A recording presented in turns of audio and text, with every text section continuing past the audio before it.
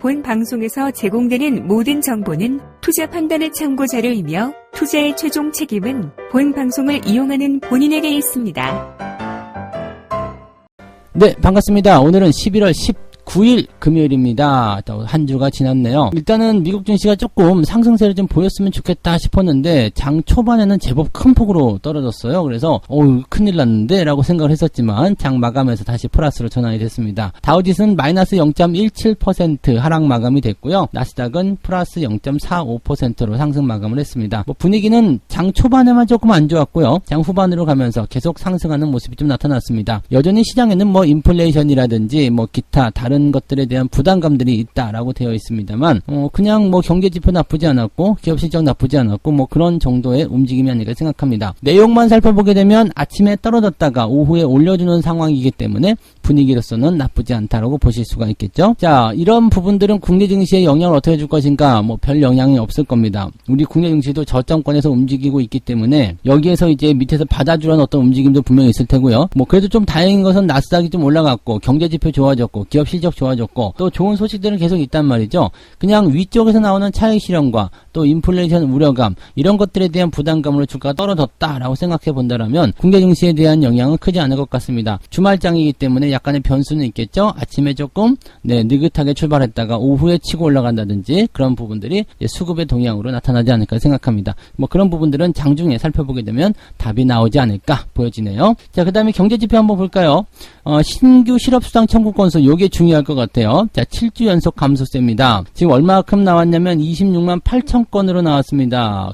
지난주보다 한 1000건 정도 줄었어요. 이게 많은가 적은가에 대한 부분들은 주관적인 어떤 부분이긴 한데 어쨌건 그래도 계속적으로 이 신규 실업 청구 건수가 줄고 있다는 것은 일자리를 찾아서 계속 사람들이 일을 나가기 시작했다는 것이 되는 겁니다. 그래서 고용이 좋아지고 있다는 쪽으로 해석이 돼야 되는 부분이라서 큰 부담 없이 긍정적인 재료로 받아들일 수가 있을 것 같습니다. 지금 계속적으로 줄어들고 있고요. 이게 100만 건이 넘었었던 거 기억하시죠? 100만 건 넘게 나왔었던 시점에서 지금 26만 건으로 20만 건대 초반까지 들어가게 되면 정상적인 수준을 완전히 되찾았다 보시면 됩니다. 이 코로나 이전에도 23만 건, 22만 건 그랬거든요. 좀 좋을 때는 17만, 16만 이렇게도 됐었던 것 같은데 하여튼 20만 건을 전후로 해서 이 신규 실업 청구 건수가 움직였었다는 겁니다. 대신에 이제 이렇게 좋아지게 되면은 금리 인상이 조금 빨리 올 수 있다는 부담감은 생길 수 있어요. 왜냐면 고용이 좋아지게 되면 연준에서도 빼도 박도 못 하거든요. 아직 고용이 아닙니다. 인플레이션은 이렇게 올라가고 있는데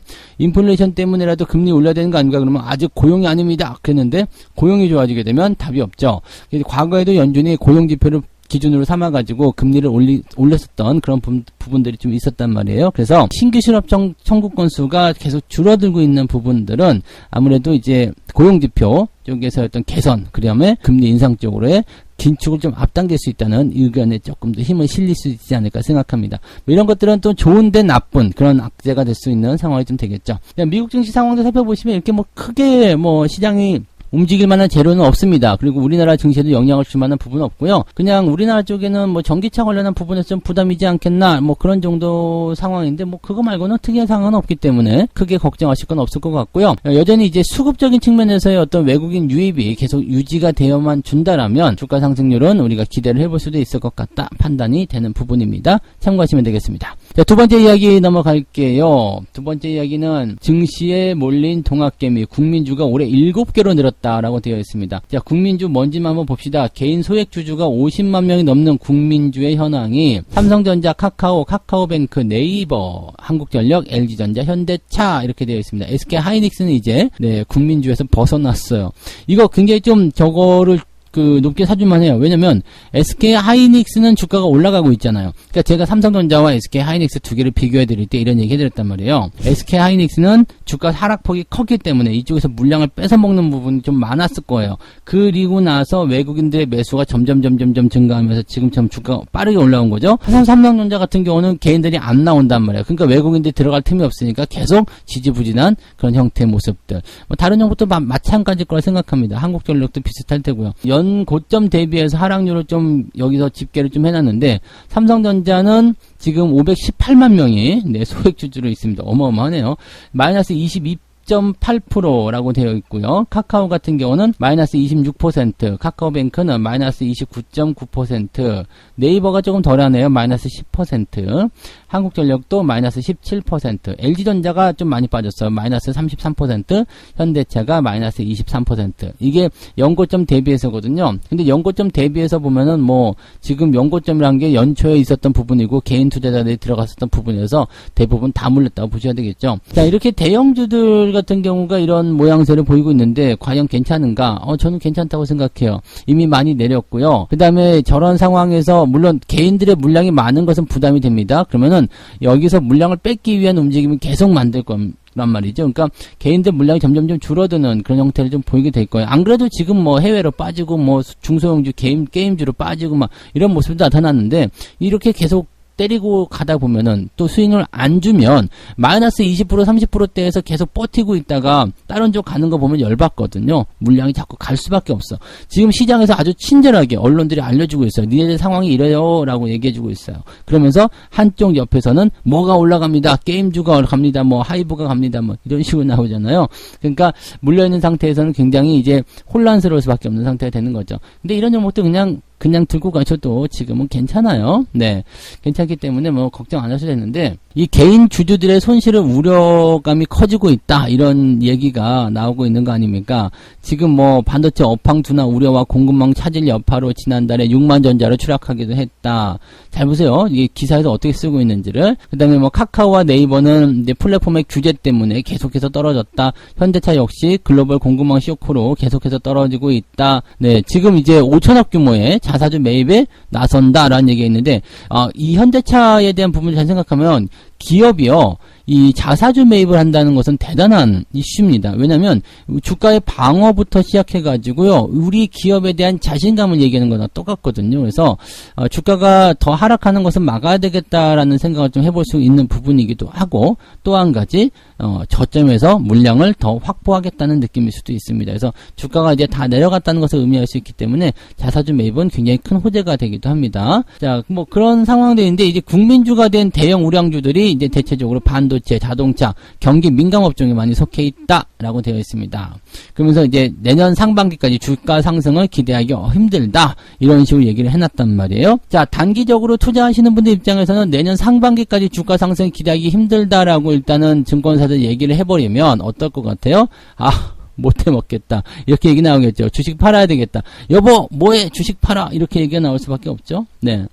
자, 지금은 사실 우량주를 가지고 있고 또 접근하기에 좋은 시기입니다. 근데 보통 우량주의 특징은 느리고 천천히, 길게 가져가야 된다. 이렇게 되어 있단 말이죠. 그래서 뭐 사실 지금 같은 때 뭐 이런 주식들 가지고 있는 건 나쁘지 않습니다. 문제는 지금 손실이 거의 뭐 올 연초부터 보면은 지금 11개월 정도 손실이 계속 나와 있는 상태고 앞으로 더 길어야 된다 이렇게 되면은 지치는 거죠. 그래서 이 타이밍 잡는 게 굉장히 중요하다는 겁니다. 지금은 우량주 쪽 조금씩 관심 가지고 건드려도 괜찮아요. 그렇지만 네, 물려있는 분들 입장에서는 빨리 탈출하고 싶겠죠. 근데 그런 분들도 이제는 좀 기다리셔야 된다고 생각합니다. 왜냐면 많이 내려온 상태이고 시장에서 이렇게 나쁘게 얘기하고 있으면 바닥에 멀지 않았거든요. 팔고 나면 올라가는 상황이 벌어지게 될 수도 있습니다. 그래서 그냥 들고 가시는 게 더 유리할 것 같다라고 생각은 됩니다. 물론 각자 사정, 각자 들어간 포인트, 그 다음에 시점에 대해서 좀 다를 수는 있겠습니다만 네, 아무래도 네, 우량주 쪽에 대한 부분들 처음 먹었던 그 마음 그대로 변치 않기를 기대를 해봅니다. 네, 세 번째 이야기 넘어가겠습니다. 애플이 완전 자율주행차에 대한 개발 가속화를 하겠다. 완전 자율주행차. 야, 이거는 네, 대단한 프로젝트 아닙니까? 근데 이거를 2025년도까지 해내겠대요. 2025년이면 지금 21년 이제 다 지났죠. 22, 23, 24, 25. 당장 뭐 한 5년 안에 완전 자율주행 힘들다. 지금 자율주행에서 가장 앞서간다는 테슬라도 사실은 이 정도까지는 좀 힘들지 않냐라는 얘기가 있는 부분인데 말이죠. 자, 애플이 지금 전기자동차 개발부터 시작해서 완전 자율주행에 초점 맞추겠다. 애플이 지금 자동차 회사가 되고 싶다라는 얘기를 지금 하고 있는 거잖아요. 사실은 이제 자동차라는 분야가 이제 하드웨어적인 부분보다 소프트웨어적으로 좀 더 강해지기 시작했잖아요. 그래서 애플이 해볼만 하다라고 생각하는 것 같아요. 자동차 회사 하나를 인수한다거나 아니면 협력을 통해 가지고 자동차 산업으로 뛰어들어서 이제는 자동차라는 그 부분 자체를 자동차를 어떤 교통수단으로 보는 것이 아니라 이 소프트웨어로 보고 있다. 이렇게 생각하고 있다고 생각하시면 되겠죠. 그러면 일단 전방 부품들을 봐야 되겠죠. 뭐 이 반도체부터 시작해서 내비게이션, 뭐 이런 센서, 카메라 등등등 이 모든 것들이 다 포함될 수 있는 그 내용들이 여기에 다 들어있다고 보시면 되겠습니다. 애플이 한다. 그러면 이것은 자동차는 IT 업종으로 이제 구분이 될 수도 있는 그런 시대가 올 수 있다라고 보시면 되는 거죠. 완전 자율주행이라는 것은 사실은 아직까지는 요원한 일이다라고 생각했는데 이걸 2025년까지 땡겨버리겠다라고 한다라면 네, 상당히 좀 빠른 시간에 들어갈 것 같긴 하죠. 2030년까지는 시장 그 시내에 돌아다니는 이 도로에 돌아다니는 자동차의 거의 50% 이상이 전기차로 교체가 될 가능성도 굉장히 높습니다. 그래서 그런 부분들도 우리가 잘 살펴보시면 자동차들 보면은 보통 10년, 15년 그 정도가 대체적으로 수명을 하고 친다라면 지금부터 시작했을 때 앞으로 한 10년 정도 지나면 이 노후차들이 계속적으로 전기차로 교체가 될 것이다. 이런 부분도 나올 수 있겠죠. 그러니까 애플이 이제 10년, 20년 또는 그 이후의 어떤 미래 먹거리를 계속 찾고 다니는 모습인 것 같다라고 판단이 되고 있습니다. 블룸버그에 따르면 애플이 곧 캘리포니아에서 몇 년 동안 개발된 차량의 프로세스를 탑재하여 자율주행 도로 테스트를 할 수도 있다라고 되어 있습니다. 이게 뭐 그렇게 쉬운 건 아닙니다만 지금 69대 렉서스 SUV를 보유하고 있다. 왜? 자율주행 기술을 실험 중이기 때문에 뭐 이렇게 되어 있다고 하고요. 2025년까지 완전 자율주행차를 만드는 것은 너무 공격적이다. 이게 쉽지 않은데? 라는 이야기를 하고요. 프로젝트 일부 사람들은 그 목표 시기에 따라서 너무 조금 회의적이다라고 얘기가 되고 있는 부분도 좀 있습니다. 그래서 확실히 될 것인지 아닌지는 아직까지는 좀 쉽지 않을 것 같다 판단이 되는 모습이네요. 자, 아무튼 네, 이런 부분들이 잘 되면 좋은 거겠죠. 그리고 국내 쪽으로 가게 되면 이제 뭐 전기차 관련해서 뭐 애플 같은 곳에 이제 뭐 부품을 납품하게 된다거나 아니면 이슈가 됐던 종목들 당연히 포함될 테고요. 지금 자율주행으로 가게 된다라면은 일단 센서, 카메라 무조건이거든요. 그 다음에 뭐 반도체, 뭐 전체도 다 포함되겠죠. 그래서 이쪽 관련한 종목군들도 관심을 좀 가질 필요가 있습니다. 그러니까 자율주행과 같은 이런 부분들, 뭐 애플이 지금 최대의 기업인데 여기다가 돈을 막 쏟아붓겠다라고 한다라면 기술력이 있는 뭐 중소기업들 당연히 협력 들어올 수밖에 없잖아요. 그래서 그런 쪽도 관심 있게 좀 보실 필요 있습니다.